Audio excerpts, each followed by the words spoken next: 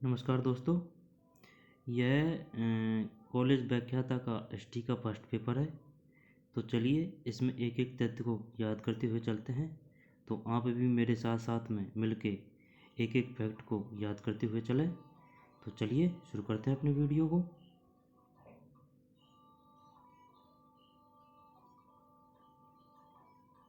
Exam लगी थी ये 24/9/21 को।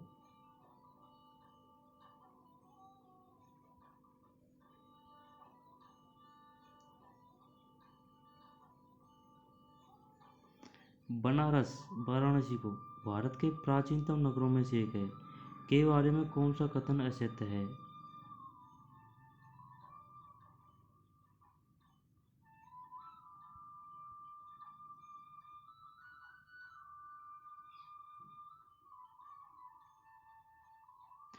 बनारस यानी कि वाराणसी जो भारत के प्राचीनतम नगरों में से एक है के बारे में कौन सा कथन असत्य है?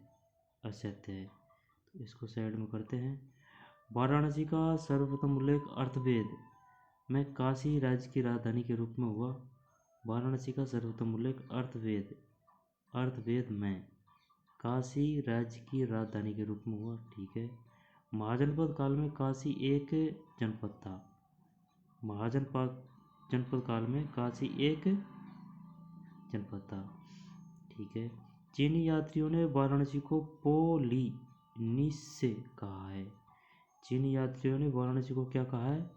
पोलिनिस से। बिंबिसार ने कौशल नरेश प्रसेनजीत से युद्ध कर काशी प्राप्त किया। ये गलत है। तो वारस पढ़ते हैं। वाराणसी का सर्वोत्तम उल्लेख अर्थवेद ऋग्वेद नहीं है, अर्थवेद में काशी राज्य की राजधानी के रूप में हुआ। ठीक है। महाजनपद काल में काशी एक जनपद था। चीनी यात्रियों ने वाराणसी को पोलिनिस से कहा है। ठीक है। कौन सा सुमेलित नहीं है?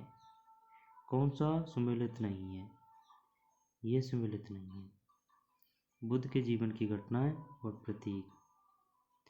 जन्म कमल, संबोधि बोधि वृक्ष, महापरिनिर्वाण स्तूप, महानिष्क्रमण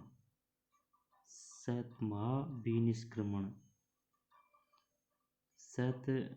घोड़ा आएगा इसमें। ठीक है ना।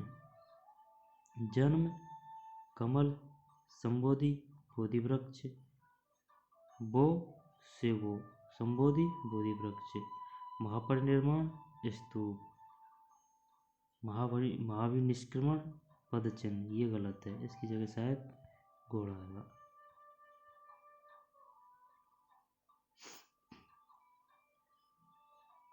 कौन सा सुमेलित है?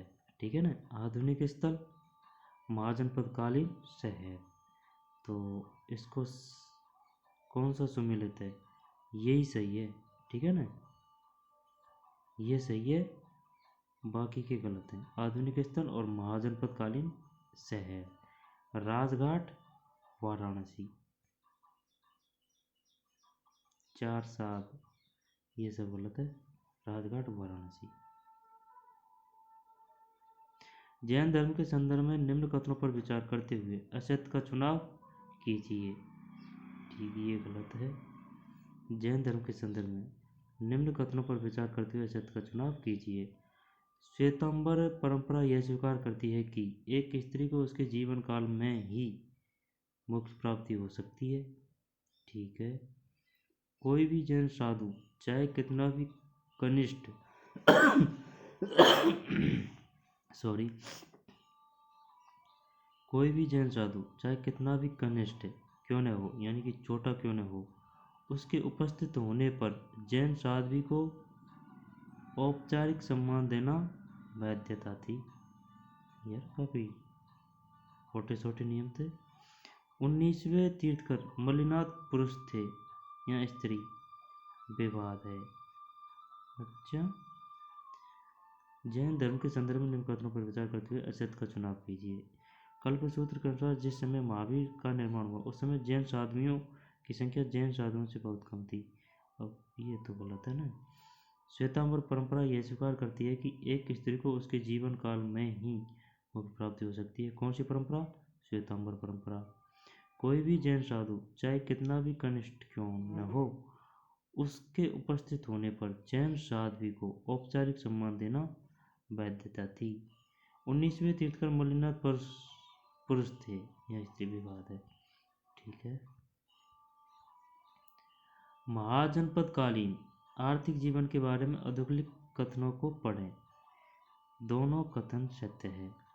पाली ग्रंथों में गृहपति पद का प्रयोग उस समय संपन्न व्यक्ति के लिए किया गया है जो शिल्प व विनिर्माण गतिविधियों में संलग्न रहता था। ठीक है। पाली ग्रंथों में सेट्टी पद का प्रयोग उच्च स्तरीय व्यवसायी के लिए किया गया है जो वाणिज्य एवं साहूकारी से संबंध होता था। ठीक है ना। दोबारा पढ़ते हैं, याद करते हैं। महाजनपदकालीन, जूम कर लेता हूँ इसको जरा सा। महाजनपदकालीन आर्थिक जीवन के बारे में अधोलिखित कथनों को पढ़ें। पाली ग्रंथों में गृहपति पद का प्रयोग उस संपन्न व्यक्ति के लिए किया गया है जो शिल्प व विनिर्माण गतिविधियों से संलग्न रहता था। ठीक है। पाली ग्रंथों में सेट्टी पद का प्रयोग उच्च स्तरीय व्यवसायी के लिए किया गया है जो वाणिज्य एवं साहूकारी से संबंध होता था।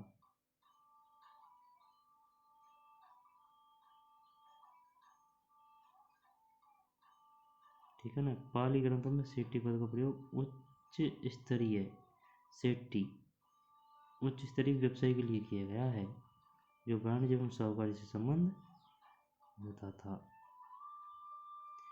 महाजनपद काल के गणतंत्रों के बारे में अधोलिखित कथनों को पढ़िए। दोनों कथन सत्य है। समस्त गणतंत्रों में शक्ति कुलीनों के हाथों में थी। ठीक, महाजनपद की बात है। महाजनपद काल के गणतंत्रों के बारे में, समस्त गणतंत्रों में शक्ति कुलीनों के हाथों में थी। ठीक है। अधिकांश गणतंत्र हिमालय की तराई में अवस्थित थे। तराई, जैसे कि ये हिमालय, इसकी तराई में।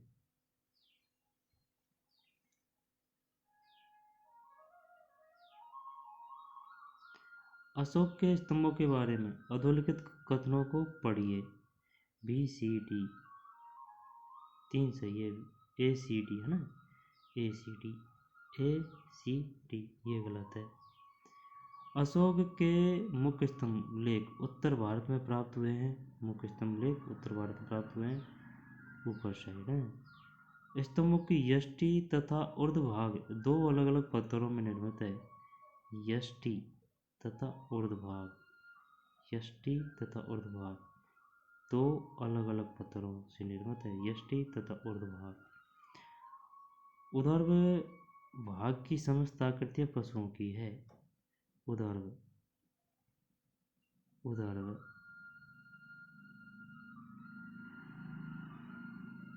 the shape and the capital of the were made of two separate stone। ठीक है ना। ACD अशोक के मुख्य स्तंभ लेख उत्तर भारत में प्राप्त हुए हैं। स्तंभों की यष्टि तथा ऊर्ध्वभाग दो अलग अलग पत्थरों से निर्मित है। यष्टि, ठीक है। ऊर्ध्वभाग की समस्त आकृतियां पशुओं की है। पशुओं की आकृतियां अशोक के किस भाग में मिलती है? ठीक है ना, ऊर्ध्वभाग में या फिर यष्टि भाग में। ऊर्ध्व। निम्न में से कौन अशोक द्वारा बौद्ध धर्म के प्रचारार्थ नहीं भेजा गया? ये नहीं भेजा गया। महादेव रक्षित, धर्म रक्षित। कक्षा 8 में स्पष्ट में दे रखा है क्वेश्चन। कौन कौन भेजे थे? महादेव रक्षित और धर्म रक्षित। महादेव रक्षित और धर्म रक्षित। अधोलिखित कथनों को पढ़िए। कथन ए, कथन ई। ए और ई दोनों सही है। ए की सही व्याख्या ई है। मौर्य राज्य एक अत्यंत केंद्रीकृत राज्य था। ठीक है। विशाल मौर्य साम्राज्य प्रांतों में विभक्त था जो सामान्यतः राजकुमारों द्वारा शासित थे। ठीक है ना। मौर्य राज्य एक अत्यंत केंद्रीकृत राज्य था। विशाल मौर्य साम्राज्य प्रांतों में विभक्त था, जो साम्राज्य राजकुमार द्वारा शासित थे।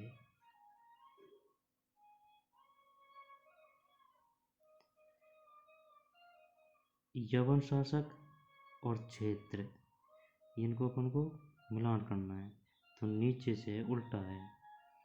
4 3 2 1 4 वैसे याद कर लेंगे। Antiochus second Syria. Ptolemy second टोलसी से मिस्र, टोलसी मिस्र। एंटीगोनस मैसिडोनिया,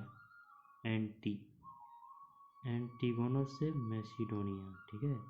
फिर मगध से साइरेन।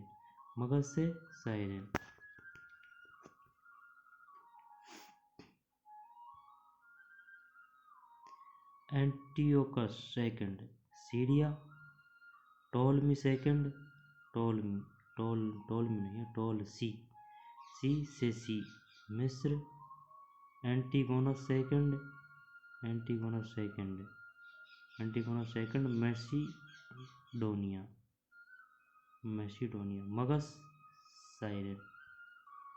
मगध साइरेन।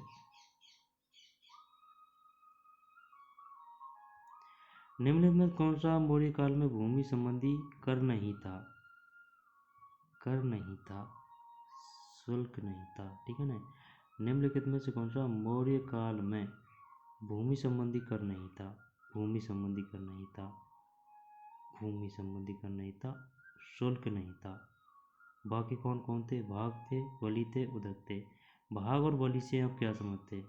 ये भूमि कर थे। उदक से आप क्या समझते हैं? ये भी एक भूमि कर था, शुल्क जरूर नहीं था, ठीक है ना।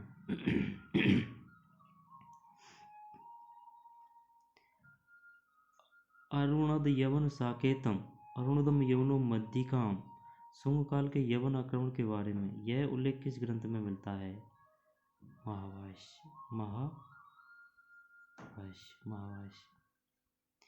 एक क्षत्रप रुद्रदामन की पुत्री का विवाह सातवाहन नरेश वशिष्ठ पुत्र पुलवामी से होना किस उद्देश्य से, किस अभिलेख से सूचित होता है? शक क्षत्रप रुद्रदामन की पुत्री का विवाह सातवाहन नरेश, ठीक है ना। सातवाहन नरेश कौन था? वशिष्ठ पुत्र पुलवामी।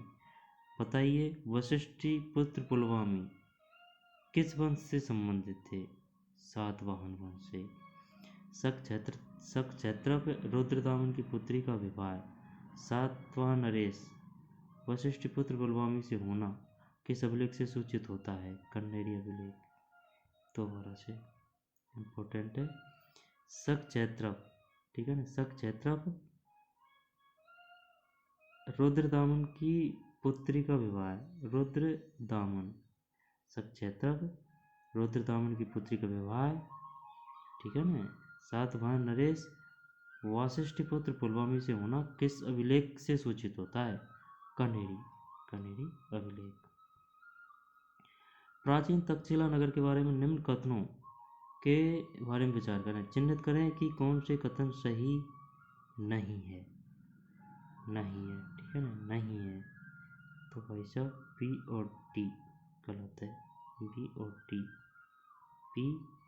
टी बाकी को याद करते हैं। प्राचीन काल में गांधार जनपद की राजधानी तक्षशिला थी, राइट।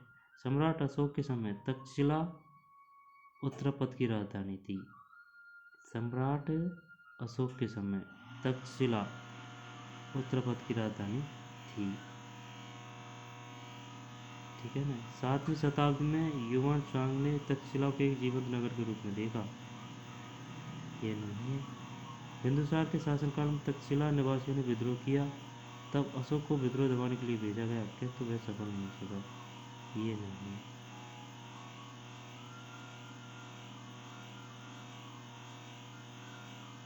बी और डी। प्राचीन काल में गांधार जनपद की राजधानी तक्षशिला थी। और सम्राट अशोक समय तक्षशिला उत्तरापद की राजधानी थी। सम्राट अशोक के समय तक्षशिला की राजधानी क्या थी? बताइए, तक्षशिला की राजधानी क्या थी? उत्तरापद। नीचे दिए गए सातवां शासकों को सही कालक्रम में लिखिए। DCPA DCBA उल्टा है ना? सिमुक, इसके बाद में सातकर्णी प्रथम, फिर गौतमीपुत्र सातकर्णी, फिर वशिष्ठिपुत्र पुलवामा। दोबारा से सिमुक, सिमुक के बाद में है सातकर्णी प्रथम, फिर गौतमीपुत्र सातकर्णी, सातकर्णी है ना, फिर लग रहा है गौतमीपुत्र सातकर्णी, फिर है वशिष्ठिपुत्र पुलवामा। तो सिमुक कम नंबर का है, तो फर्स्ट है सिमुक। इसके बाद में सातकर्णी प्रथम आ जाता है, इसके बाद गौतमीपुत्र सातकर्णी, फिर वशिष्ठिपुत्र पुलवामा। निम्न में से कौन सा कथन सत्य नहीं है? ये नहीं है। कनिष्क के काल में कुषाण साम्राज्य का विस्तार पूर्व में गंगा नदी घाटी से दक्षिण में मालवा तक फैला हुआ था कनिष्क के समय। ठीक है। वसुमित्र, अश्वघोष जैसे बौद्ध विद्वानों को कनिष्क का संरक्षण प्राप्त था। वसुमित्र, फिर अश्वघोष जैसे बौद्ध विद्वानों को कनिष्क का संरक्षण प्राप्त था। दोबारा से आराम से एक एक तथ्य को याद करते हुए चलें, क्योंकि इनमें से काफ़ी क्वेश्चन मिल जाते हैं अपन को। कनिष्क के काल में सत्य नहीं है, ये तो गलत है, इसको साइड में कर दिया। कनिष्क के काल में कुषाण साम्राज्य का विस्तार पूर्व में गंगा नदी घाटी से दक्षिण में मालवा तक फैला हुआ था। ठीक है। वसुमित्र, अश्वघोष जैसे बौद्ध विद्वानों को कनिष्क का संरक्षण प्राप्त था। बताइए, वसुमित्र और अश्वघोष को,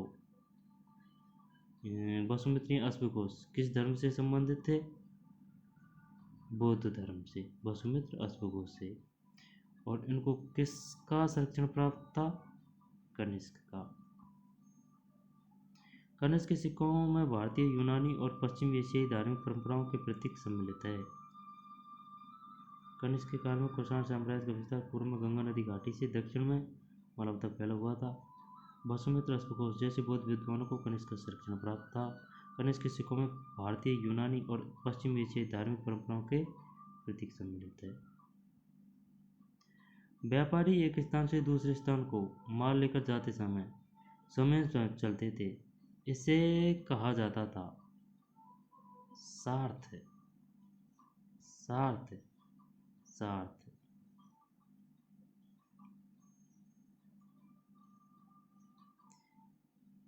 व्यापारी एक स्थान से दूसरे स्थान को माल लेकर जाते समय चलते थे, इसे कहा जाता था सार्थ, सार्थ।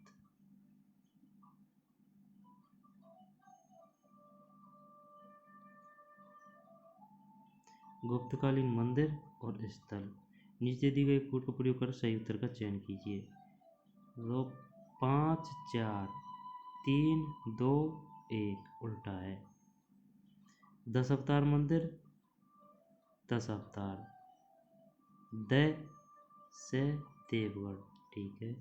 विष्णु मंदिर, विष्णु, विष्णु, शिव, तिगवा, विष्णु तिगवा। शिव मंदिर, शिव, शिव, शिव, शिव मंदिर, भूमरा, शिव भूमरा। लक्ष्मण मंदिर, सिरपुर, सिरपुर। और पार्वती मंदिर, नाचना कुठार। दोबारा से 10 अवतार मंदिर, देवगढ़, विष्णु तिगवा, शिव मंदिर, भूमरा, भूमरा। ठीक है। लक्ष्मण मंदिर, सिरपुर, सिरपुर लक्ष्मण मंदिर, सिरपुर। और पार्वती मंदिर, पार्वती मंदिर, पार्वती, पार्वती, पार्वती, नाचना कुठार। आइए बोले से तात्पर्य है दक्षिण भारत का पूर्व मध्यकालीन एक शक्तिशाली श्रेणी संगठन। दक्षिण भारत का, ठीक है ना, दक्षिण भारत का, दक्षिण भारत का पूर्व मध्यकालीन एक शक्तिशाली श्रेणी संगठन। ठीक है, आइए बोले। स्कंदगुप्त की ऋण विजय का उल्लेख किस स्रोत से प्राप्त नहीं होता है? इसको साइड में करते हैं। भीतरी अभिलेख, कथा सरित सागर, चंद्रप्रभा, परिप्रेक्ष्य। बताइए भीतरी अभिलेख किस हुण शासक से संबंधित है? स्कंदगुप्त। स्कंदगुप्त की हुण विजय का उल्लेख किस स्रोत से प्राप्त नहीं होता? ये तो नहीं होता ना। जब भीतरी अभिलेख, कथा सरित सागर और चंद्रप्रभा, परिप्रेक्ष्य।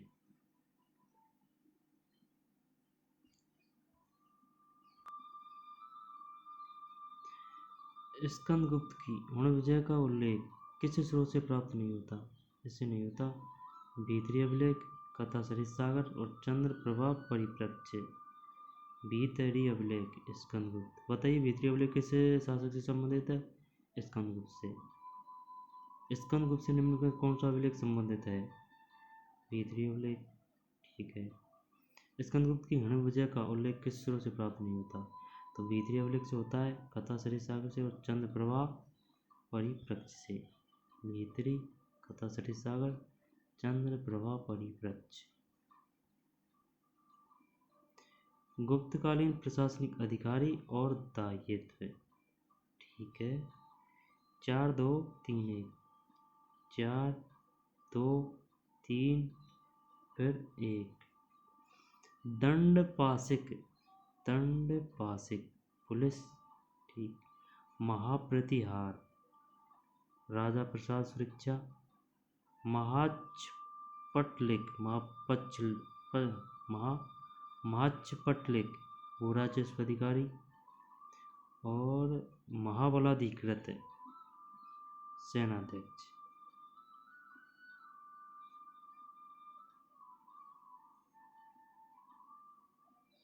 दोबारा से लेते हैं। दंडपाशिक पुलिस, महाप्रतिहार राज प्रसाद सुरक्षा, महाचपटलिक 3 वो राजस्व अधिकारी, महाबलाधिकृत सेनाध्यक्ष। हर्ष के प्रशासन में स्थापित नामक अधिकारी था। स्थापित है रनिवास के कर्मचारियों का निरीक्षक। बताइए स्थापित नामक अधिकारी किसके प्रशासन में था? हर्ष के, चंद्रगुप्त द्वितीय के, या फिर अशोक के? हर्ष के स्थापित।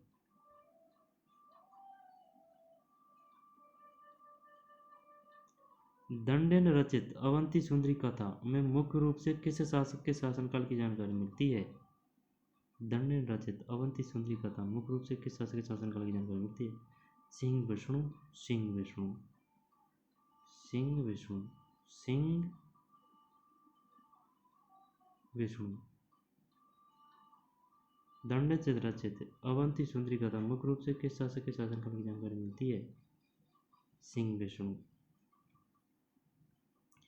चोल युगीन ग्राम प्रशासन के अंतर्गत एरीवारियम थी। एरीवारियम, एरीवारियम तड़ाक समिति। तड़ाक समिति मतलब तालाब समिति होगी शायद ये। ठीक है ना, तालाब समिति। चोल युगीन ग्राम प्रशासन के अंतर्गत एरीवारियम थी तड़ाक समिति। तालाब समिति होगी ये चोल युगीन, क्योंकि चोल काल में सबसे ज़्यादा तालाब और ये का निर्माण हुआ था। तो एरीवारियम, एरीवारियम, एरीवारियम तड़ाक समिति। एलोरा के स्थापत्य के कॉलेज असिस्टेंट प्रोफेसर का है पेपर। एलोरा के स्थापत्य के संदर्भ में निम्न कथनों में से सत्य है? A B D E, A B D E, A B D E, C नहीं है ना भाई। एलोरा के स्थापत्य के संदर्भ में निम्न कथनों में से सत्य है। यहाँ कुल 34 शैलकृत गुफाएं हैं। ठीक है। यहाँ की गुफा बौद्ध, हिंदू, जैन धर्म से संबंधित है। ठीक है। विश्वविख्यात कैलाश मंदिर गुफा संख्या 10 में है। अब क्वेश्चन बन जाएगा, बताइए विश्वविख्यात कैलाश मंदिर गुफा संख्या कितने में है? 10, 11, 12, 13, 10। प्रसिद्ध कैलाश मंदिर कृष्ण प्रथम ने बनवाया था। अरे यार वो सभी याद कर लो। ABDE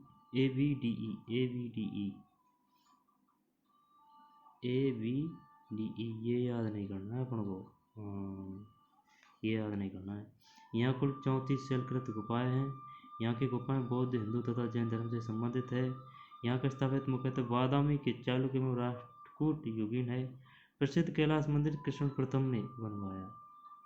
ठीक है। बादामी के चालुक्य एवं राष्ट्रकूट युगीन है। यहाँ का स्थापित मुख्यतः बादामी के चालुक्य एवं राष्ट्रकूट युगीन है। फिर करें क्या याद? ABDE यहाँ कुल 34 शैलकृत गुफाएं हैं। यहाँ की गुफाएं बौद्ध, हिंदू तथा जैन धर्म संबंधित है। ठीक है, ये है ही नहीं है। यहाँ का स्थापित मुख्यतः बादामी के चालुक्य एवं राष्ट्रकूट युगीन है। प्रसिद्ध कैलाश मंदिर कृष्ण प्रथम ने बनवाया था। निम्न सूची को सम्मिलित कीजिए। शासक और संबंधित अभिलेख 1, 2, 3, 4 सभी सम्मिलित है। Dharampal, Salimpur lake, Dharampal, Salimpur lake, Dharmpal.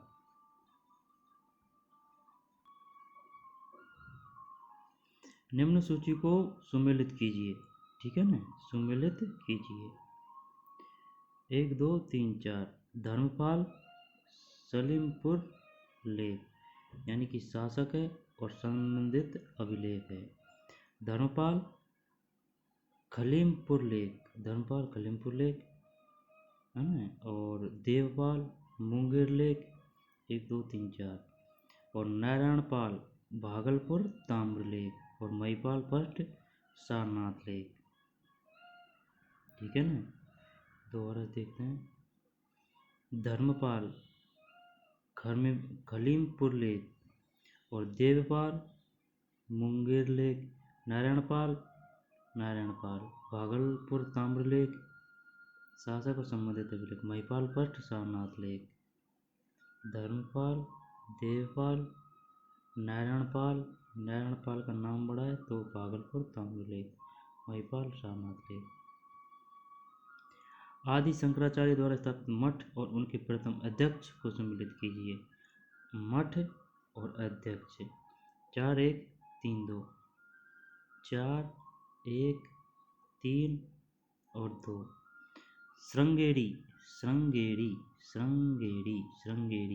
श्रृंगेरी में भी ये मात्रा है। ठीक है ना, और मंडन में भी ये मात्रा है। श्रृंगेरी, मंडन मिश्र। फिर है गोवर्धन, पद्यपादाचार्य, ज्योतिर्मठ, त्रोटकाचार्य, शारदा,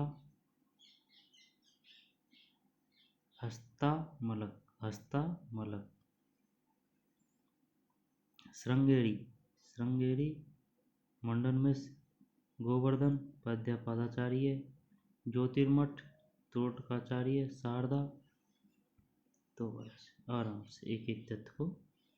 श्रृंगेरी, मंडन मिश्र, गोवर्धन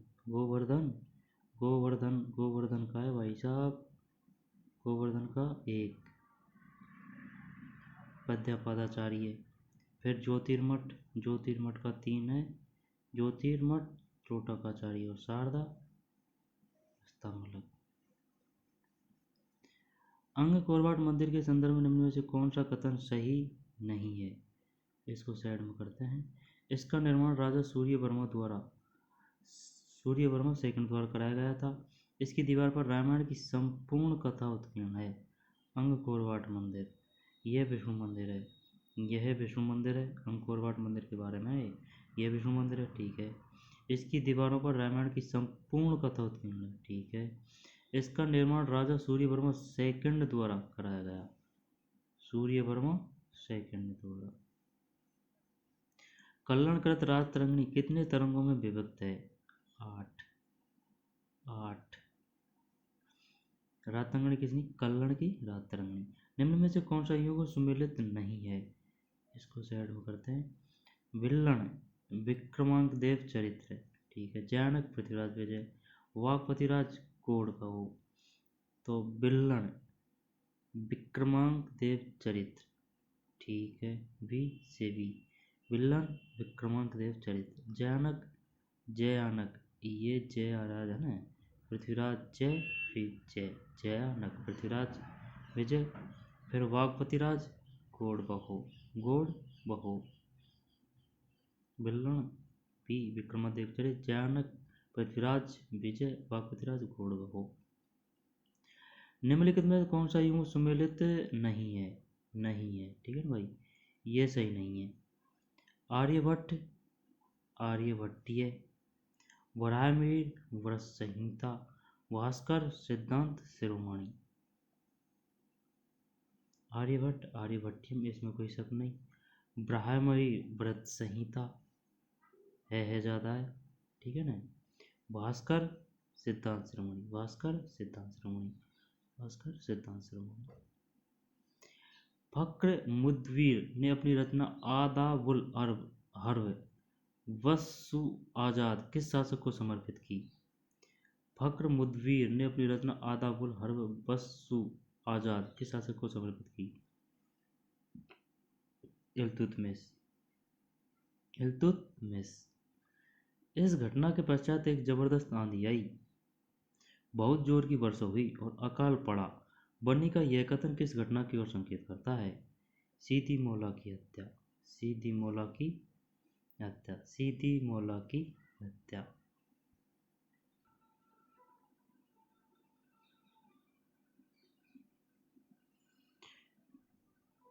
इस घटना के पश्चात एक जबरदस्त आंधी, किसने कहा? सीधी मौला की हत्या। बन्नी का यह कथन किस घटना की ओर करता है? सीधी मौला की हत्या। सीधी मौला की हत्या।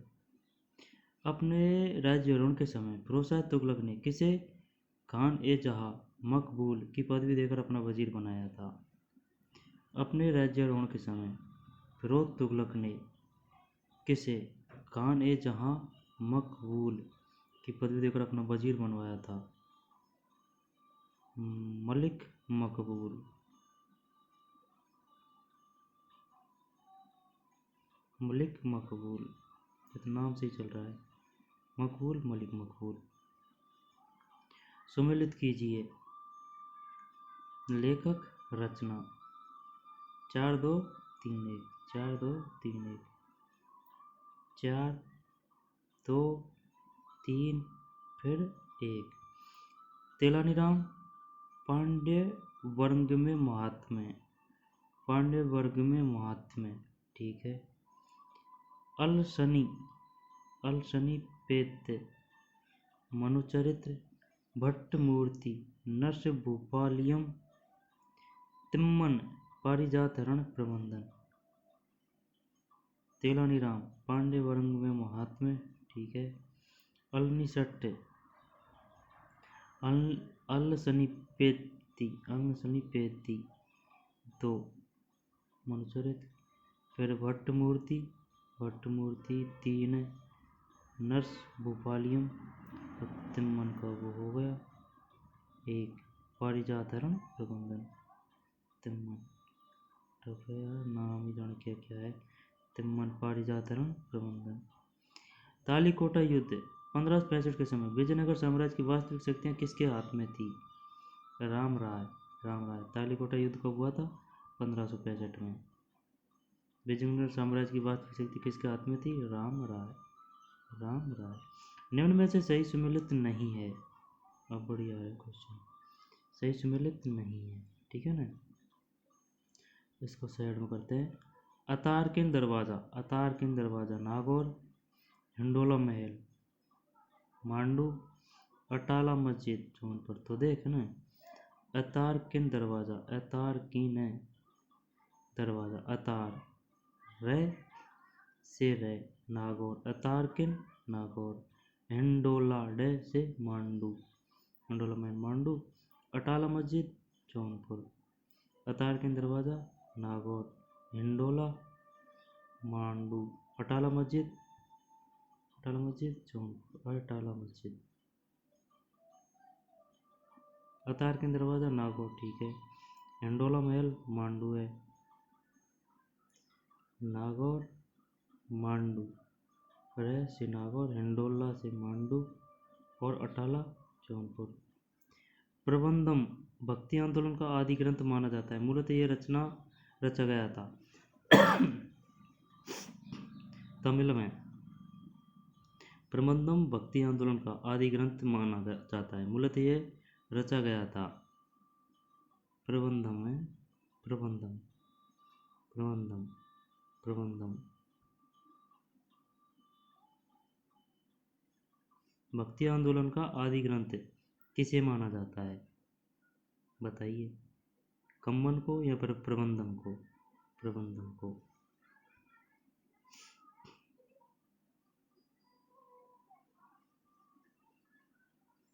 चरखे और रहट पर्शियन व्हील का सर्वप्रथम वर्णन क्रमशः निम्न से किस ग्रंथ में मिलता है? फुतवात उस सलातीन बाबर नामा। चरखे और रहट पर्शियन व्हील का सर्वोत्तम वर्णन क्रमशः निम्न से किस ग्रंथ में मिलता है? फुतवे उस सलातीन बाबरनामा, फुतवे उस सलातीन बाबरनामा। फारसी विद्वान शेख जमालुद्दीन, जिन्हें दिल्ली दरबार का दूसरा खुसरो कहा जाता था तथा जिन्होंने सियर उल आरिफिन लिखी, को किसका संरक्षण प्राप्त था? सिकंदर लोदी। फारसी विद्वान शेख जमालुद्दीन, जिन्हें दिल्ली दरबार का दूसरा खुसरो कहा जाता था तथा जिन्होंने सियर उल आरिफिन लिखी, को किसका संरक्षण प्राप्त था? सिकंदर लोदी। दूसरा खुसरो किसे कहा जाता था? फारसी विद्वान शेख जमालुद्दीन को। फारसी विद्वान शेख जमालुद्दीन किसके दरबार में थे? दिल्ली दरबार में सिकंदर लोदी। सिकंदर लोदी ने कौन सी पुस्तक लिखी थी? नहीं, फारसी विद्वान शेख जमालुद्दीन ने कौन सी पुस्तक लिखी थी? सियर उल आरिफिन। फारसी विद्वान शेख जलालुद्दीन, जिन्हें दिल्ली दरबार का दूसरा खुसरो कहा जाता था तथा जिन्होंने सियर उल आरिफिन लिखी, को किसका संरक्षण था? सिकंदर लोदी।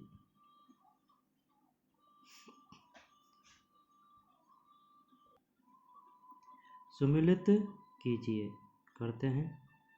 1 4 3 2, 1 फिर 4 3 फिर 2।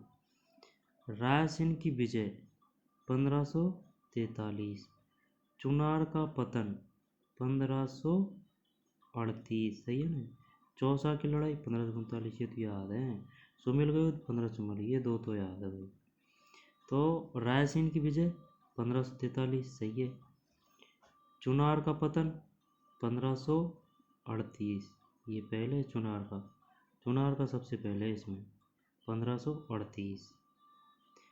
फिर चौसा की लड़ाई 1539 और सुमेल का युद्ध 1544।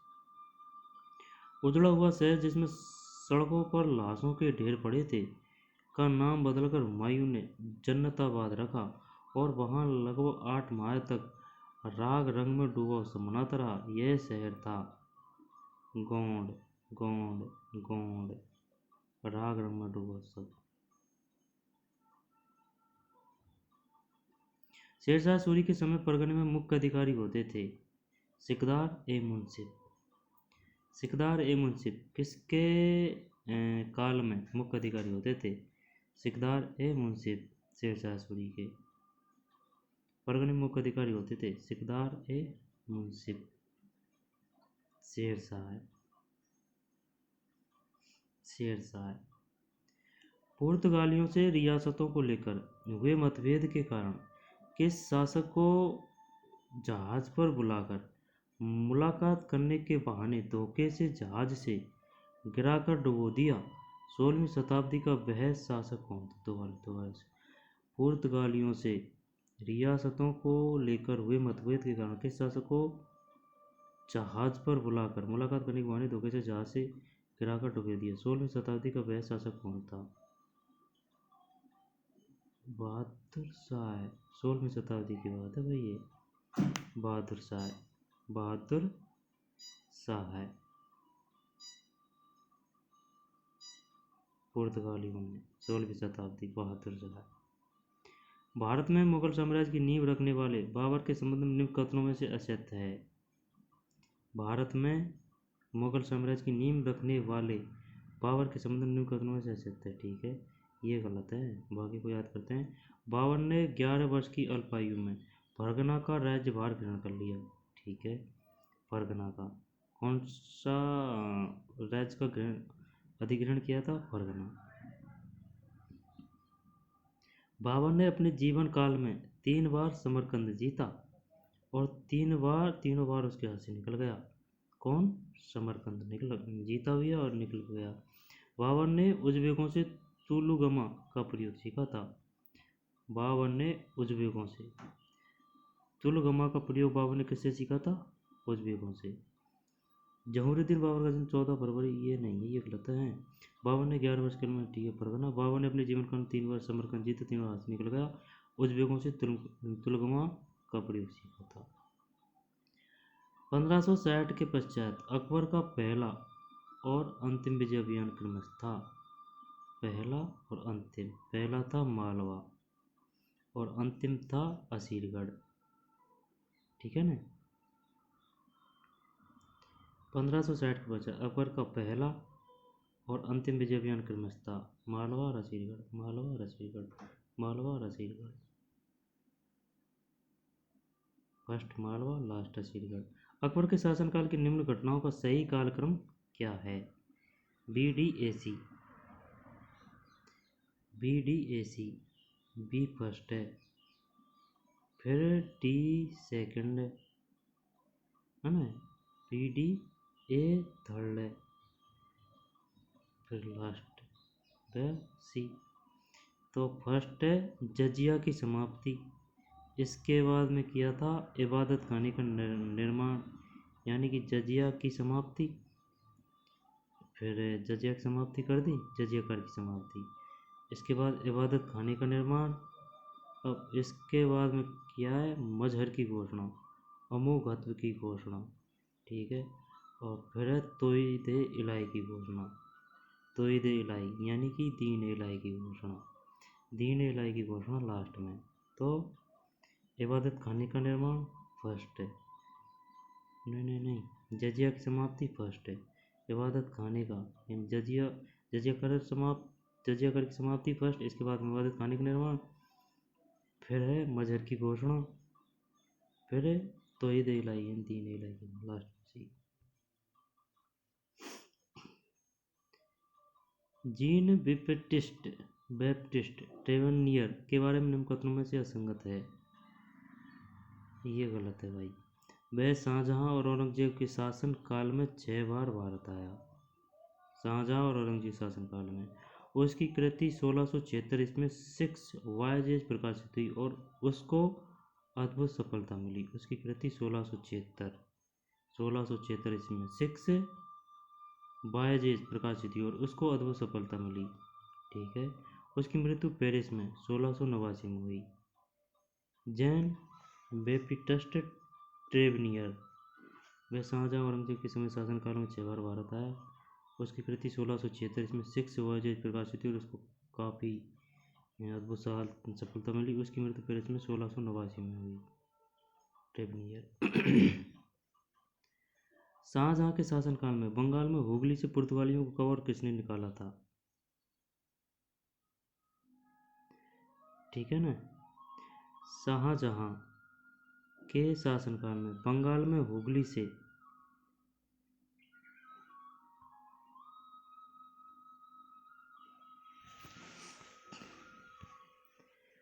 शाहजहां के शासनकाल में बंगाल में हुगली से पुर्तगालियों को कब और किसने निकाला? 1632 में कासिम खां द्वारा। शाहजहां के शासनकाल में बंगाल में बंगाल में। हुगली से पुर्तगालियों को कब और किसने निकाला? 1632 में कासिम खान द्वारा। शाहजहां के शासनकाल में बंगाल में हुगली से पुर्तगालियों को कब और किसने निकाला? 1632 में कासिम खान द्वारा।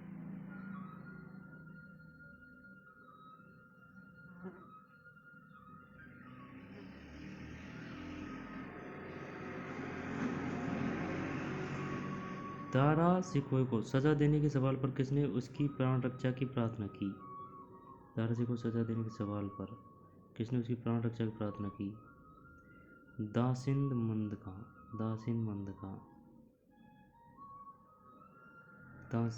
दानिश मंद खां। महाराजा जयसिंह के साथ औरंगजेब द्वारा की गई संधि 1681 की शर्तों में निम्न में से कौन सी शर्त नहीं थी? ये नहीं थी। महाराजा जयसिंह के साथ औरंगजेब के द्वारा की गई संधि कब की गई थी? 1681 में निम्न में से कौन सी शर्त नहीं थी? संधि के परिणाम स्वरूप पुर, मांडल और बदनौर जजिया के बदले मुगलों को सौंप दिए गए। राणा को उनके वतन की भूमि लौटा दी जाएगी। जयसिंह को 5000 मशक दिया जाना सुनिश्चित हुआ।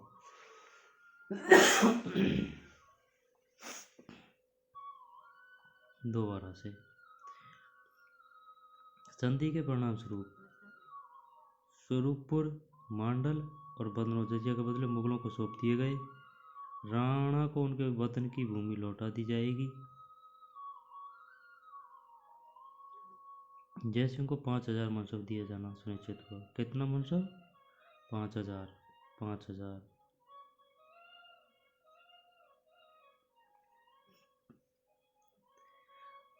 औरंगजेब के काल की निम्न घटनाओं को कालम क्रमानुसार रखिए।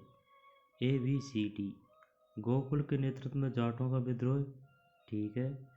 गुरु तेग बहादुर की हत्या, फिर है शहजादा अकबर का विद्रोह, राजा राम के नेतृत्व में जाटों का विद्रोह, यानी कि क्रम से ये जाटों का विद्रोह फर्स्ट, गुरु तेग बहादुर की हत्या फर्स्ट, शाहजादा अकबर का विद्रोह थर्ड, और राजा राम के नेतृत्व में जाटों का विद्रोह, गुरु तेग बहादुर की हत्या, शाहजादा अकबर का विद्रोह, फिर राजा राम के नेतृत्व में जाटों का विद्रोह।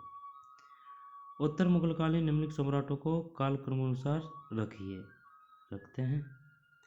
BACD। BACD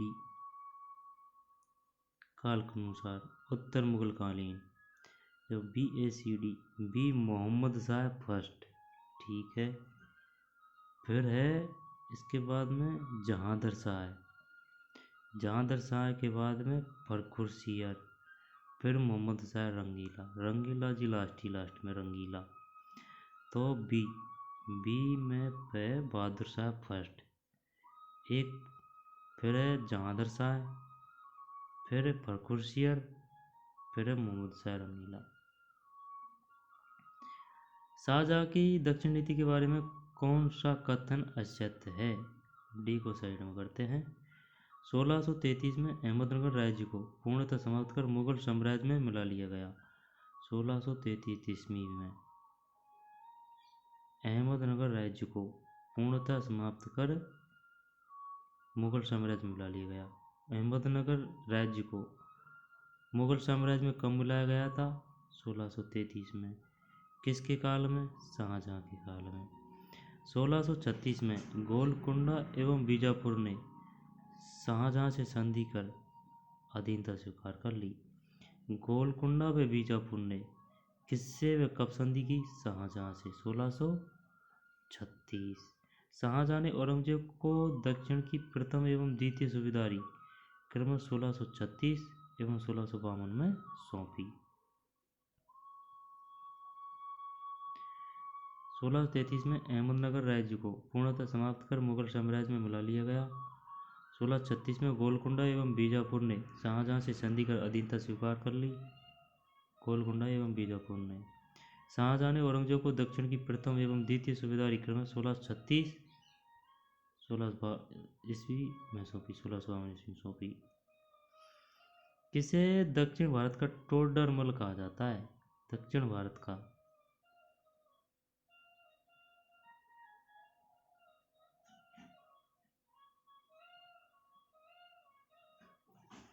मलिक अकबर।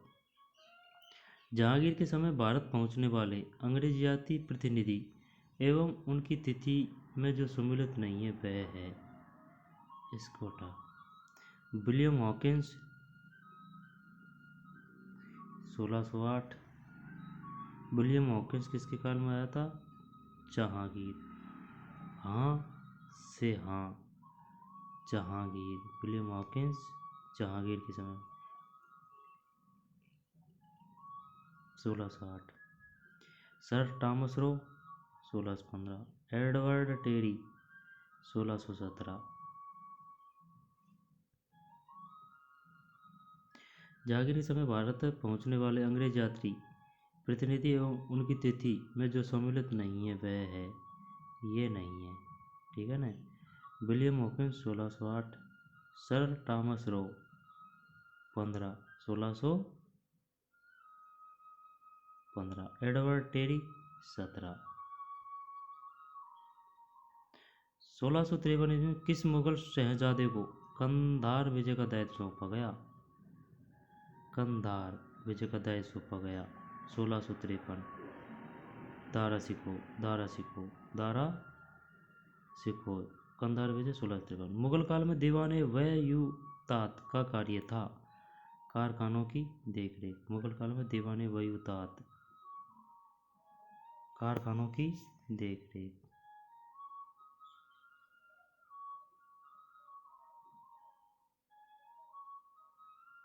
मुगल शासन के अंतर्गत प्रशासन का प्रत्येक ब्यौरा लिपिबद्ध किया जाता था। इसमें सियाहा हजूर था। दरबार की दिनचर्या की जानकारी, सियाहा हजूर। मुगल काल में सयूरगाल का तात्पर्य था, सयूरगाल लगान मुक्त जमीन, लगान मुक्त जमीन।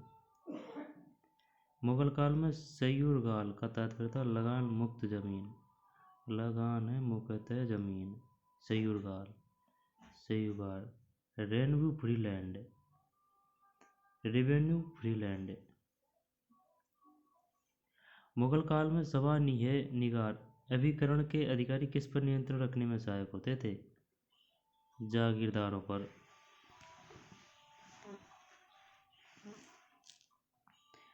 मुगल काल में सभा निगार अभिकरण के अधिकारी किस पर नियंत्रण रखने में सहायक होते थे? जागीरदारों पर।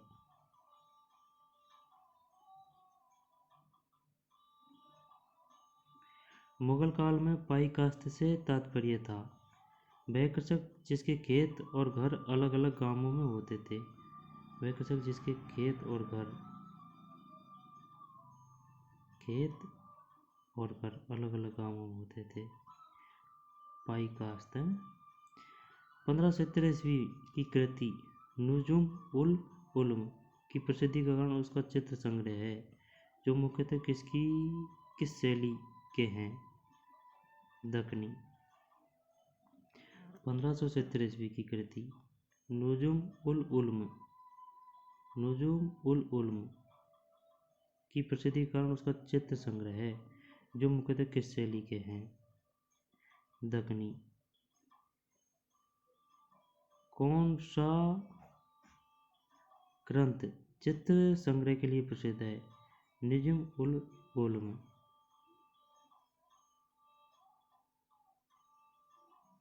दक्कनी। शिवाजी के संदर्भ में निम्न तिथि में कौन सी सम्मिलित नहीं है? पुरंदरगढ़ पर अधिकार 1648, सूरत लूट 1664, पुरंदर संधि 1665। देख पुरंदरगढ़ पर अधिकार 1648, सूरत लूट 1664, पुरंदर संधि 1665। लूट के बाद संधि। 64 लूट, 65 संधि। 47 जावली दौड़ पर अधिकार। सूफी संत शेख मीर मोहम्मद कैसे सूफी सिलसिला के थे? सूफी संत शेख मीर मोहम्मद कैसे सूफी सिलसिला के थे?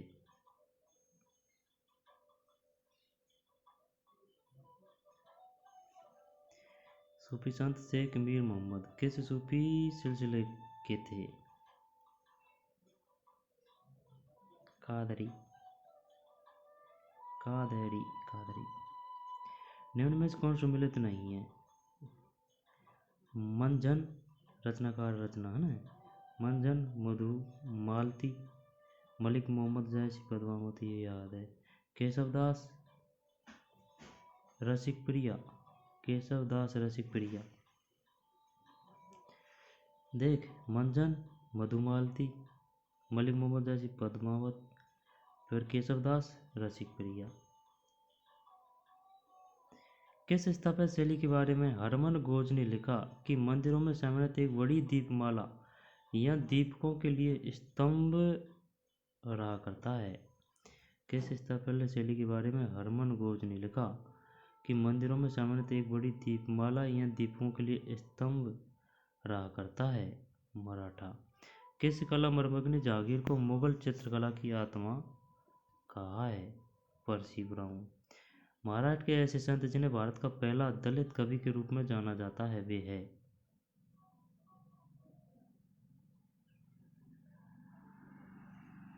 चौका मेला। अलाउद्दीन खिलजी के सेनापति और उपाधि। 4 1 2 3 4 आ गो डायरेक्ट, फिर 1 2 3 है। अलमास बेग सेनापति यानी उलुग खां को उपाधि थी अलमास बेग। अलमास बेग किसे कहा जाता था? उलुग खां को। मलिक हिजाबुद्दीन जफर खां, मलिक हिजाबुद्दीन जफर खां, मलिक संजर अलफ खां, मलिक जलीसरी नुसरत खां।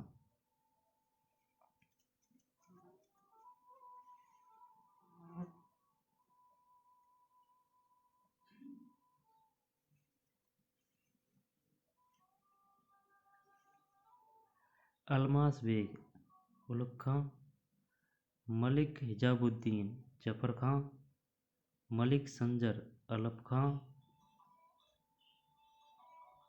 मलिक जलशेरी, यार पद भी तगड़ी थी है। अलमास बेग उलुग खां, ठीक है। मलिक हिजाबुद्दीन जफर, मलिक संजर अलफ खां, मलिक जलशेरी नुसरत खां। बर्नी के अनुसार सैन्य घुड़सवार संगठन का अवरोही क्रम क्या है? अवरोही, अवरोही यानी कि ज़्यादा अक्षर है ना, तो बड़ा से छोटा। आरोही कम नंबर आते हैं, तो फिर छोटा से बड़ा।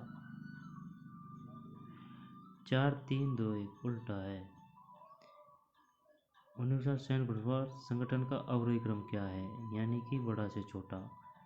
मलिक, मलिक के बाद में अमीर, अमीर के बाद में सिपह सालार, सिपह सालार के बाद में सरखेल। यानी कि मलिक, अमीर, सिपह सालार, सरखेल, सरखेल। सल्तनतकालीन इत्तलाक क्या था? इत्तलाक, इतलाक, इतलाक क्या था? इंग्लिश में पढ़ते हैं। What was the इतलाक के जे सल्तनत पीरियड? शाही घोड़सवारों को धनादेश पत्र, शाही घोड़सवारों को धनादेश पत्र, इतलाक। फतेहपुर सीकरी के भवनों में निर्माण के क्रम में अंतरिम संरचना कौन सी है? चहार सूख, चहार सूख। फतेहपुर सीकरी के भवनों में निर्माण के क्रम में अंतरिम संरचना कौन सी है? चहार सूख, चहार। फतेहपुर सीकरी भवनों के निर्माण के क्रम में अंतिम संरचना कौन सी है? चहार सूख। 400। किस सुल्तान ने स्वयं को अपनी मुद्रा पर सिकंदर द्वितीय अंकित करवाया? 400 अलाउद्दीन खिलजी। सिकंदर द्वितीय किसने अंकित करवाया? अलाउद्दीन खिलजी ने। राधा वल्लभ संप्रदाय किसकी शाखा है? सनकादि। सनकादि। मध्यकालीन दक्षिण भारत में वारजीगिरी क्या थी? गुरिल्ला युद्ध नीति। वारजीगिरी गुरिल्ला युद्ध विधि। चंडी दीवार की रचना किसने की? गुरु गोविंद सिंह। गुरु गोविंद सिंह। गुरिल्ला युद्ध विधि। राधा वल्लभ संप्रदाय किसकी शाखा है? सनकादि।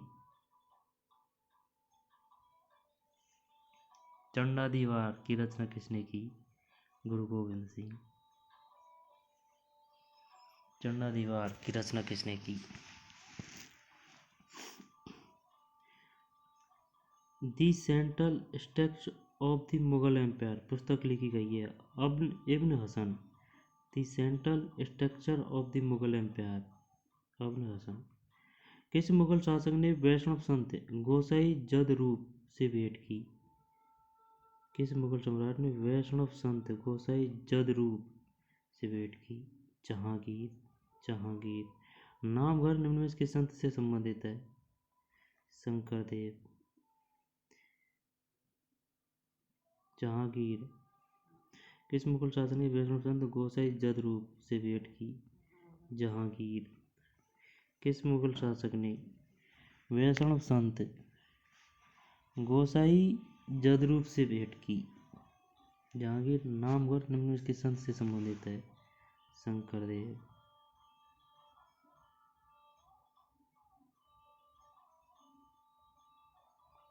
निम्नलिखित में से दक्षिण भारत के किस किले को मुगलों ने 8 वर्षों तक घेरे रखा? 8 वर्ष। जिंजी। निम्न में से कौन सा इतिहासकार वामपंथी इतिहासकार है? AR देसाई। वामपंथी मतलब लेफ्टिस्ट हिस्ट्रियन। AR देसाई। निम्नलिखित में से कौन सबआल्टर्न ग्रुप का सदस्य नहीं है? ये नहीं है subaltern group. David Arnold, Partha Chatterjee, Gautam Batra.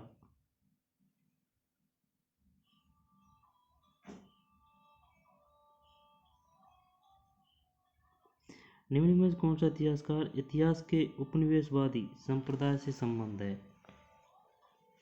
DA वॉसब्रुक। निम्नलिखित में से कौन सा इतिहासकार निम्नलिखित में कौन सा इतिहासकार इतिहास के उपनिवेशवादी संप्रदाय से संबंध है? DS वॉसब्रुक। निम्नलिखित में से कौन एक रोमन इतिहासकार है? लीवी। यार ये समझ से परे। निम्नलिखित कौन सा इतिहासकार इतिहास के उपनिवेशवादी संप्रदाय से संबंध है? DS वॉसब्रुक। रोमन इतिहासकार है लीवी। निम्नलिखित में से स्वतंत्रता पूर्व के राष्ट्रवादी इतिहास लेखन के विषय में कौन सा कथन सही नहीं है? थर्ड सही नहीं है।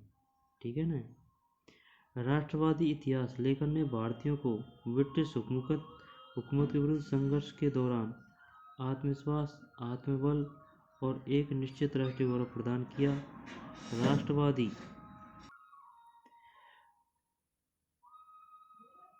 निम्नलिखित में से स्वतंत्रता पूर्व के राष्ट्रवादी इतिहास लेखन के विषय में कौन सा कथन सही नहीं? ये सही नहीं। साइड में करते हैं। राष्ट्रवादी इतिहास लेखन ने भारतीयों को ब्रिटिश हुकूमत के विरुद्ध संघर्ष के दौरान आत्मविश्वास, आत्मबल और एक निश्चित राष्ट्रीय गौरव प्रदान किया। ठीक है।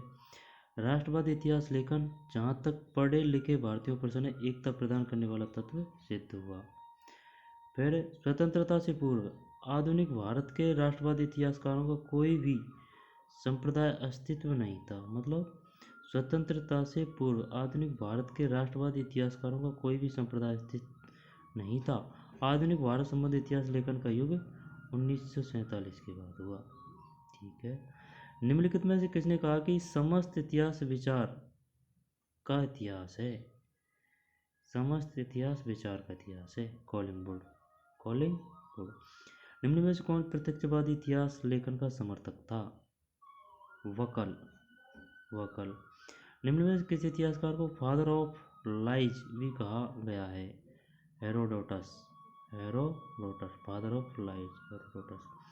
द आइडिया ऑफ प्रोग्रेस का लेखक कौन है? द आइडियाज ऑफ प्रोग्रेस का लेखक कौन है? जे.वी. वेरी। जे.वी. वेरी। इतिहासकार का कार्य यह है कि वह जैसा वास्तव में था वैसा ही प्रस्तुत करे। किसने कहा? सही बात है, J.V.. Very. The ideas of progress, J.V.. Very. J.V.. Very. निम्न में से कौन ईसाई इतिहास लेखन से संबंध नहीं है? ये नहीं है भाई। सूसीबियस, अगस्तीन, बसुए। निम्न में से कौन सा युग सुमेलित नहीं है? प्रथम सूची, द्वितीय सूची। ये नहीं है। Ancient Indian, ancient Indian historical traditional, Pargiter, Hinduism and its sense of histories, Arvind Sharma, debate with historians, Peter Gale. Ancient Indian, ancient Indian historical tradition, Pargiter, Hinduism and its sense of history, Arvind Sharma, debates with historians, Peter Gale. संत Augustine की सुप्रसिद्ध रचना है city of God.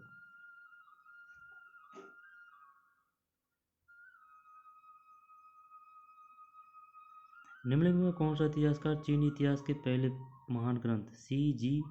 ऐतिहासिक दस्तावेज का लेखक है? CG. सीमा कियान। सीमा कियान। इतिहास का अंत पद से उत्तर आधुनिकों का क्या तात्पर्य है? इतिहास का अंत पद से उत्तर आधुनिकों का क्या तात्पर्य है? हम उत्तर ऐतिहासिक युग में रह रहे हैं। इतिहास को जैसा जाना समझा जाता था उस इतिहास का अंत हो चुका है। दोबारा से, इतिहास का अंत पद से उत्तर आधुनिकों का क्या तात्पर्य है? हम उत्तर ऐतिहासिक युग में रह रहे थे। इतिहास को जैसा जाना समझा जाता था उस इतिहास का अंत हो चुका है। इतिहास लेखन है ए और टी। इतिहास का इतिहास, इतिहास को लेखबद्ध करना। इतिहास लेखन में स्मृति का अध्ययन, ये नहीं है। लेखन का विशिष्ट वर्णन, ये नहीं है। सिर्फ ए और टी, इतिहास का इतिहास और इतिहास को लेखबद्ध करना। प्राचीन भारतीयों के लिए इतिहास की गति थी चक्रात्मक। चक्रात्मक। निम्न में से कौन सी इतिहास की ईसाई दृष्टि की विशेषताएं हैं? ABCD। यह इतिहास की सार्वभौमिकता में विश्वास करती है।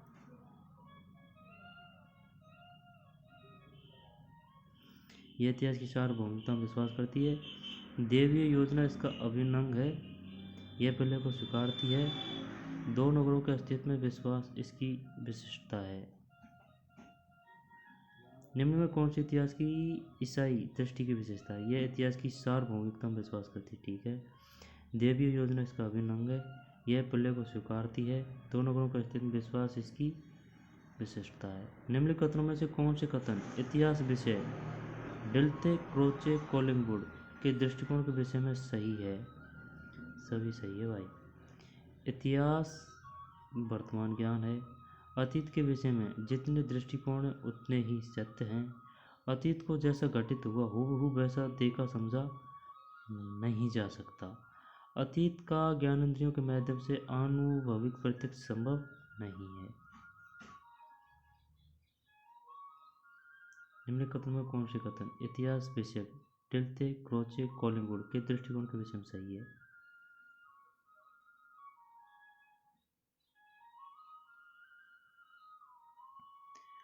उत्तर आधुनिकवाद के विषय में निम्नलिखित कथनों में से कौन से कथन सही है?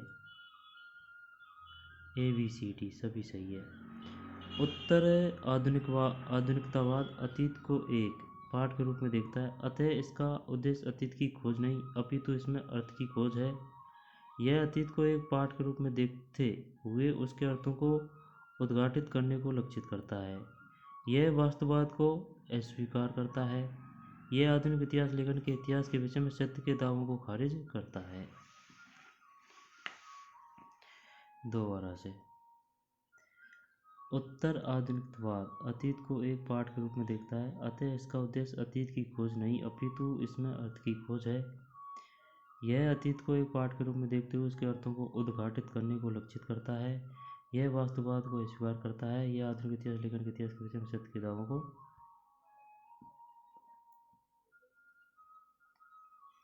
खारिज करता है। हेगले के इतिहास दर्शन विषयक निम्नलिखित कथन में कौन सा कथन असत्य है?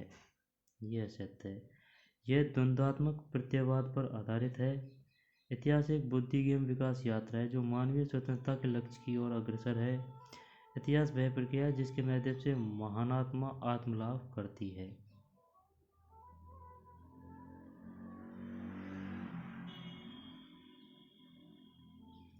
टॉयनबी के इतिहास दर्शन विषय निम्नलिखित कथनों में कौन सा कथन असत्य है? टॉयनबी का सभ्यताओं के उत्थान और पतन का सिद्धांत उनकी चुनौती और प्रत्युत्तर की अवधारणा पर आधारित है। सभ्यता का विकास सृजनात्मक अल्पसंख्यक वर्ग के नेतृत्व पर निर्भर करता है। सभ्यताओं का विकास तब अवरुद्ध हो जाता है जब सृजनात्मक अल्पसंख्यक वर्ग शक्तिशाली अल्पसंख्यक में रूपांतरित हो जाता है। दोबारा से, टॉयनबी का सभ्यताओं के उत्थान और पतन का सिद्धांत उनकी चुनौती और प्रत्युत्तर की अवधारणा पर आधारित है। ठीक है। सभ्यताओं का विकास सृजनात्मक अल्पसंख्यक वर्ग के नेतृत्व पर निर्भर करता है। सृजनात्मक टॉयनबी के इतिहास दर्शन विषय निम्नलिखित कथनों में कौन सा कथन असत्य है? टॉयनबी का सभ्यताओं के उत्थान और पतन का सिद्धांत उनकी चुनौती और प्रत्युत्तर की अवधारणा पर आधारित है। सभ्यताओं का विकास सृजनात्मक अल्पसंख्यक वर्ग के नेतृत्व पर निर्भर करता है। सभ्यताओं का विकास जब अवरुद्ध हो जाता है तब सृजनात्मक अल्पसंख्यक वर्ग शक्तिशाली अल्पसंख्यक वर्ग में रूपांतरित हो जाता है। स्पेंगर और टॉयनबी के संबंध में निम्नलिखित कथनों में कौन सा कथन असत्य है? ये गलत है। स्पेंगलर और टॉयनबी दोनों ने इतिहास में अंतर्निहित विशाल योजनाओं को उद्घाटित करने का प्रयास किया। दोनों के सिद्धांत संस्कृतियों या सभ्यताओं के तुलनात्मक अध्ययन पर आधारित थे। दोनों के विवरण संस्कृतियों सभ्यताओं के उत्थान और पतन विषयक थे। निम्नलिखित किन विषयों पर इब्न खल्दून ने अपने ग्रंथ मुकद्दिमा में विचार किया? ABCD ऐतिहासिक विधि, भूगोल, धर्म और समाज और राज्य। निम्नलिखित को सम्मिलित कीजिए तथा सही विकल्प चुनिए। इतिहासकार, इतिहास लेखन संप्रदाय 1 2 3 4। ताराचंद राष्ट्रवादी, दीपेश चक्रवर्ती सबाल्टर्न, रजनी पामदत्त वामपंथी, माउंट स्टुअर्ट एलिफिंस्टन उपनिवेशवादी। निम्न में कौन मार्क्सवादी इतिहासकार नहीं है? RS Sharma, DN Jha, KN परिकर। ये नहीं है। अनिल शील। अतीत की घटनाओं के बारे में प्रत्यक्षदर्शियों के विवरण कहलाते हैं। प्राथमिक स्रोत। ये गलत। प्राथमिक स्रोत। एनाल्स संप्रदाय के संबंध में कौन से कथन सत्य है? ACD। ये गलत है। एनाल्स संप्रदाय का नाम एनाल्स नामक जनरल के नाम पर पड़ा। एनाल्स इतिहासकार स्वयं को किसी संप्रदाय का प्रतिनिधि नहीं मानते। एनाल्स संप्रदाय ने भारत सहित अनेक देशों में इतिहास लेखन को प्रभावित किया। मेटा हिस्ट्री लेखक कौन है? Hayden white. क्यूंगर और तेंगुर है बौद्ध साहित्य। द डिलाइन ऑफ द वेस्ट किसकी रचना है? ऑसवाल्ड स्पेंगर। यह किसका विचार है? सत्ता इतिहास को नियंत्रित करती है। फूको और निस्से दोनों। इतिहास की सबाल्टर्न विचारधारा का जनक किसे माना जाता है? ग्रामसी अंतोनियो। इतिहास की प्रत्यक्षवादी अवधारणा का प्रमुख प्रतिपादक किसे माना जाता है? अगस्ट कामटे प्रत्यक्षवादी। निम्न में से असंगत है, यह असंगत है।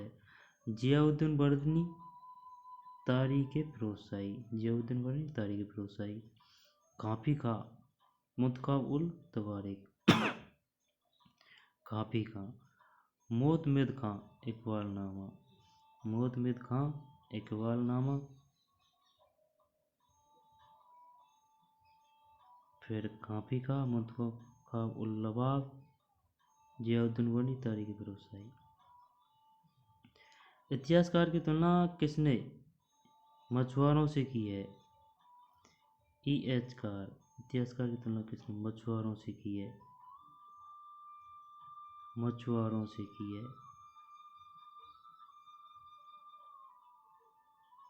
किसने मछुआरों से की है? मछुआरों से। E.H. Carr, E.H. Carr, E.H. Car.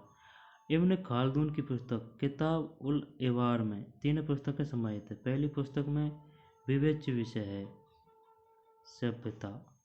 The histories Herodotus का प्रसिद्ध ग्रंथ है। हिस्ट्रीज एवं एनल्स नामक ग्रंथों का लेखक कौन है? हिस्ट्रीज एवं annuls, the history of Herodotus का प्रसिद्ध ग्रंथ है। हिस्ट्रीज एवं एनल्स नामक ग्रंथों का लेखक कौन है? टी.सी. टस। बर्नी के अनुसार इतिहास लेखन का आधार क्या है? सत्यनिष्ठता, ट्रूथफुलनेस। निम्न में से कौन इतिहास लेखन के रोमांटिक स्कूल से संबंधित है? Friedrich Hegel. मार्क्सवादी इतिहासकारों के अनुसार समाज को समझने की प्राथमिक सीढ़ी क्या है?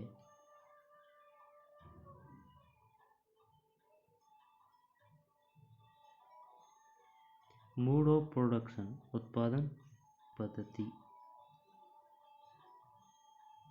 उत्पादन पद्धति। इंडोलॉजिस्ट इतिहासकारों का योगदान है। प्राचीन भारत के गौरव का वर्णन किया। इंडोलॉजिस्ट इतिहासकारों का योगदान है। प्राचीन भारत में गौरव का वर्णन किया। इंडोलॉजिस्ट इतिहासकारों का योगदान है। प्राचीन भारत के गौरव का वर्णन किया। इंडोलॉजिस्ट।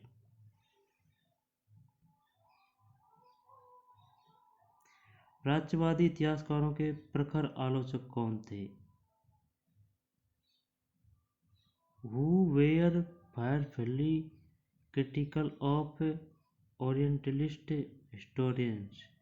उपयुक्तवादी। प्राच्यवादी द्वारा प्रस्तुत विवादास्पद अवधारणा क्या थी? भाषा प्रजाति संबंधी। अबुल फजल के इतिहास लेखन की विशेषता क्या नहीं है? ये नहीं है।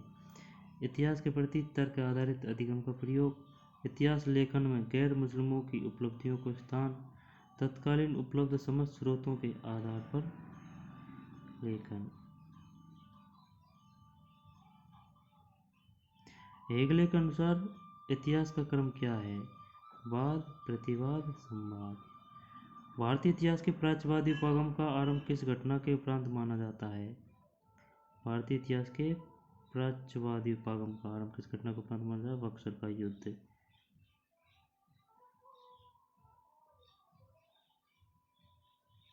उपाश्रय इतिहास लेखन से कौन संबंधित नहीं है? तेजस्विनी निरंजन, सुशी थरूर, शैल मायाराम। उपाश्रय गंगाराम स्वामी अयंगर संबंधित नहीं है। नारी इतिहास लेखन को किस विचारधारा ने प्रमुखता से अपनाया? उत्तर आधुनिकता। इतिहास में उत्तर आधुनिक विचारधारा का प्रणेता किसे माना जाता है? फूको। प्राचीन भारतीय सिक्कों के बारे में निम्नलिखित कथनों में कौन सा असत्य है? ये असत्य है। यूनानी शासक डिमिट्रियस भारत में द्विभाषिक सिक्के जारी करने वाला प्रथम शासक था। द्विभाषीय। Greek ruler Democritus was a part of the issue bilingual coins India. Bilingual coins द्विभाषीय सिक्के। मित्र शासकों के सिक्के मथुरा व इसके आसपास प्राप्त हुए। सभी गुप्त शासकों ने ऐसे सिक्के जारी किए जिनमें उन्हें धनुष के साथ दिखाया गया।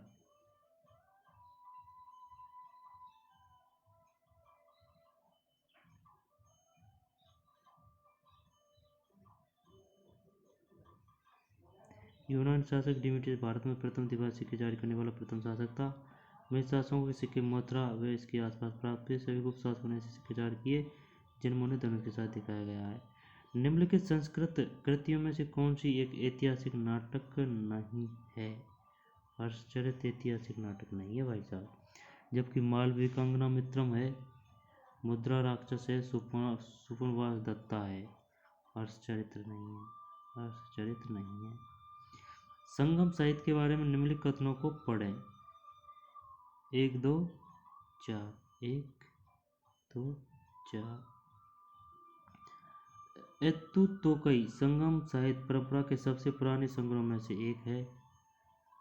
पुरुनानुरु एत्तु तोकई का भाग है जिसमें सूर्य की कविताओं को संकलित किया गया है। तिरुकुर्रल जो एक पर्वतीय रचना है जो मुख्यतः प्रेम व नैतिकता से संबंधित कृति है। 1 2 4। संगम साहित्य के बारे में निम्न कथनों को पढ़ें। एत्तु तोकई संगम साहित्य परंपरा के सबसे पुराने संग्रहों में से एक है।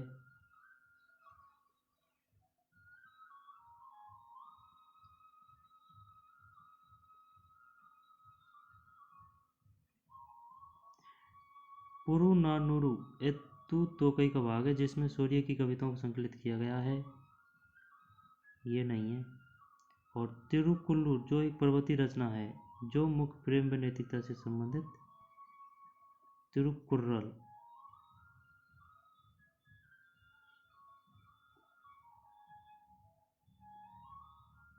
पुरुनानुरु संगम साहित्य के बारे में मेरे कथनों को पढ़ें, ये इम्पोर्टेंट है। 1 है ना, 1 2 4। एत्तु तोकई संगम साहित्य परंपरा के सबसे पुराने संग्रहों में से एक है। पुरुनानुरु एत्तु तोकई का भाग है जिसमें सूर्य कविताओं को संकलित किया गया है। तिरुकुर्रल जो एक पर्वतीय रचना है जो मुख्य प्रेम व नैतिकता से संबंधित कृति है। भारत में सोहन संस्कृति किस युग से संबंधित है? निम्न पुरापाषाण युग से।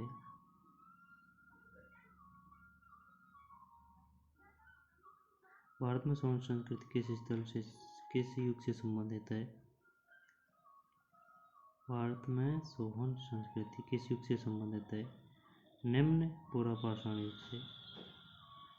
भारत में सोहन संस्कृति किस युग से संबंधित है? निम्न पुरापाषाण युग से। भारत में सोहन संस्कृति निम्न पुरापाषाण युग से। निम्न पुरापाषाण। भारतीय पुरालेख से संबंधित अधोलिखित कथनों को पढ़िए। कौन सा कथन असत्य है? थर्ड गलत है भाई, ये गलत है। खरोष्ठी लिपि जो कि दाएं से बाएं, दाएं से बाएं नहीं, खरोष्ठी लिपि दाएं से बाएं, ऐसे दाएं से बाएं लिखी जाती थी। मुख्यतः प्राचीन भारत के गांधार क्षेत्र में व्यवहृत थी।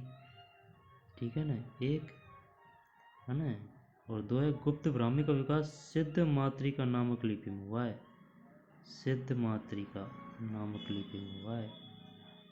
थर्ड गलत है इसमें। 16 संस्कारों की उत्पत्ति को खोजा जा सकता है ग्रह सूत्र में। ग्रह सूत्र में। अधोलिखित में कौन से विशुद्ध पुरापाषाण उपकरण है? 1 2 3। हस्तकुटाकार, वेदारणी और वेदनीर दक्षिणी पुरापाषाण उपकरण है। बताइए वेदारणी कौन सा उपकरण है? पुरापाषाण, यहाँ पर उत्तरपाषाण। पुरापाषाण हस्तकुटार, वेदनी या दक्षिणी, वेदारणी पुरापाषाण। निम्नलिखित कथनों में से कौन सा भारत की ताम्रपाषाणिक संस्कृतियों के संबंध में असत्य है? ये सभी सत्य, शायद इसको डिलीट कर दिया। निम्न कथन में से कौन सा भारत की ताम्र पाषाणिक संस्कृतियों के संबंध में सत्य है? ताम्र पाषाणिक संस्कृतियाँ मुख्य रूप से ग्रामीण संस्कृतियाँ थी। ताम्र पाषाणिक संस्कृतियों के लोग ज़्यादातर नदियों में पहाड़ियों के पास रहा करते थे। काले व लाल रंग के मृदवाण इन संस्कृतियों में व्यापक रूप से प्रयोग में लिए जाते थे। काले व लाल। जोड़वे एक ताम्र पाषाणिक स्थल है जो मालवा संस्कृति से संबंधित है। जोड़वे एक ताम्र पाषाणिक स्थल है जो मालवा संस्कृति से संबंधित है। जोड़वे।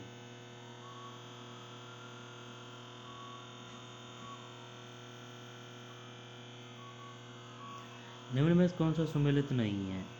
ये सम्मिलित नहीं है। बनावली आर हड़प्पा बस्ती और उत्खनन करता। बनावली RS बिष्ट, धोलावीरा, जगपति जोशी, राखीगढ़ी, वसंत शिंदे। राखीगढ़ी, वसंत शिंदे, धोलावीरा, जगपति जोशी, बनावली RS बिष्ट, वह से वह, बिष्ट, धोलावीरा, जगपति जोशी, राखीगढ़ी, वसंत शिंदे। औद्योगिक कलाकृति में से कौन सी मोहनजोदड़ो से प्राप्त नहीं हुई है? पशुपति मोहर, बैठी मुद्रा में पुरुष मूर्ति अथवा पुरोहित, काशी नर्तकी। बलुआ पत्थर का पुष्पदल, ये प्राप्त नहीं हुआ है। पशुपति मोहर, बैठी मुद्रा में पुरुष मूर्ति अथवा पुरोहित और काशी नर्तकी। निम्न में से कौन सा कथन सिंधु सरस्वती सभ्यता के बारे में सही नहीं है? ये सही नहीं है। सिंधु सरस्वती सभ्यता। गेहूँ और जौ उनके प्रमुख खाद्यान्न थे। राइट। गाय बैल पाने जाने वाले प्रमुख पशु थे। राइट। मनकों का निर्माण एक विकसित उद्योग था। गेहूँ और जौ उनके प्रमुख खाद्यान्न थे। गाय बैल पाले जाने वाले प्रमुख पशु थे। मनकों का निर्माण एक विकसित उद्योग था। सिंधु सरस्वती सभ्यता के बारे में। उत्तरी काली चमकीली मृदवाण परंपरा से निम्न में किसकी पुष्टि होती है? द्वितीय नगरीय क्रांति। उत्तरी कालीन चमकीली मृदवाण परंपरा से, उत्तरी काली चमकीली मृदवाण परंपरा में किसकी पुष्टि होती है? द्वितीय नगरीय क्रांति से।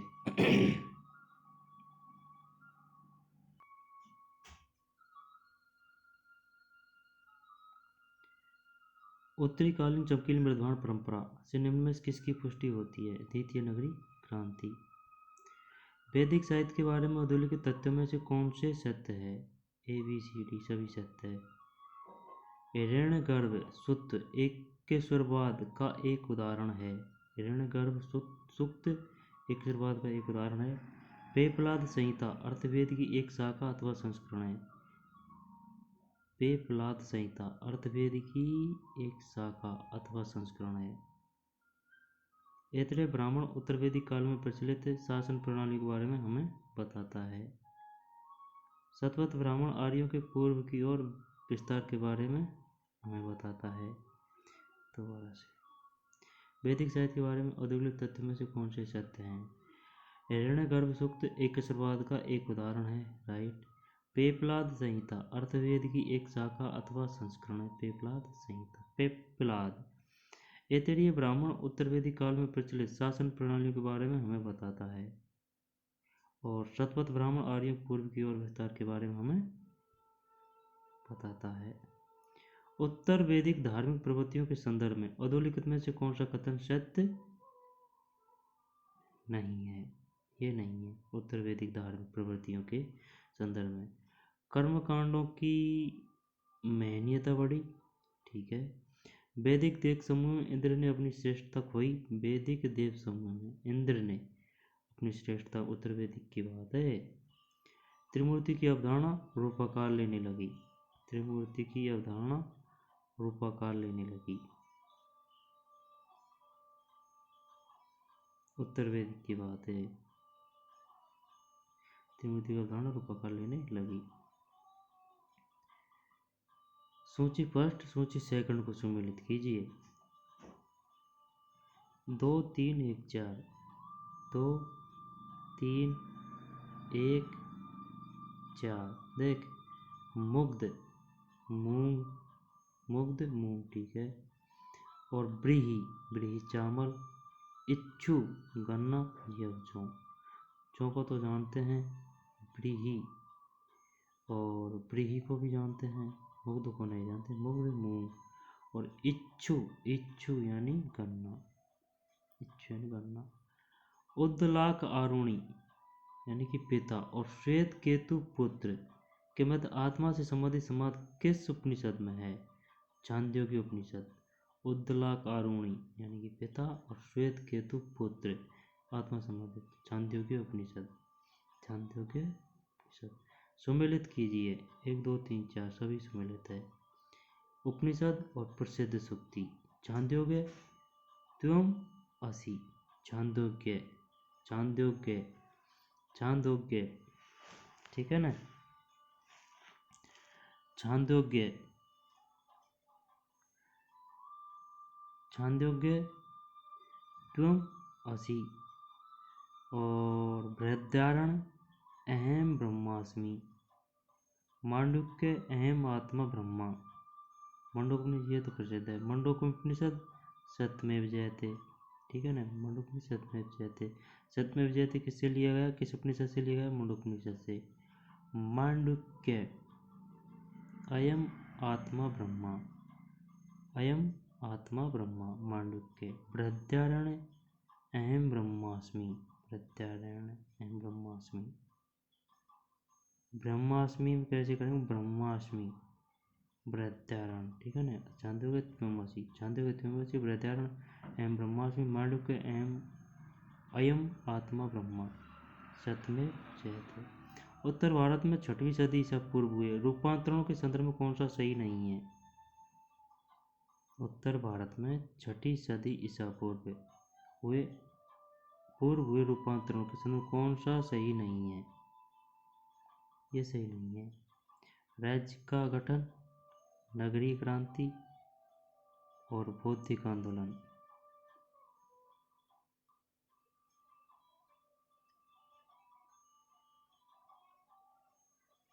उत्तर भारत में 6वीं सदी ईसा पूर्व हुए रूपांतरणों के संदर्भ में कौन सा सही नहीं है? सही नहीं है। 6वीं सदी ईसा पूर्व हुए रूपांतरणों के संदर्भ, राज्य का गठन, ठीक है, नगरीय क्रांति, बौद्धिक आंदोलन। महात्मा बुद्ध ने पहली बार स्त्रियों को बौद्ध संघ में प्रवेश की अनुमति कहाँ प्रदान की? वैशाली, वैशाली, वैशाली, वैशाली। महात्मा बुद्ध ने पहली बार स्त्रियों को बौद्ध संघ में प्रवेश की अनुमति कहाँ प्रदान की? वैशाली। तो ठीक है दोस्तों, इसको बार बार पढ़ें और याद करते हुए चलें, क्योंकि ओल्ड क्वेश्चन पेपर में से हमको कोई भी एग्जाम हो उसमें क्वेश्चन देखने को मिल जाते हैं। तो ठीक है, आज के लिए इतना ही, मिलते हैं कोई नई वीडियो में। धन्यवाद।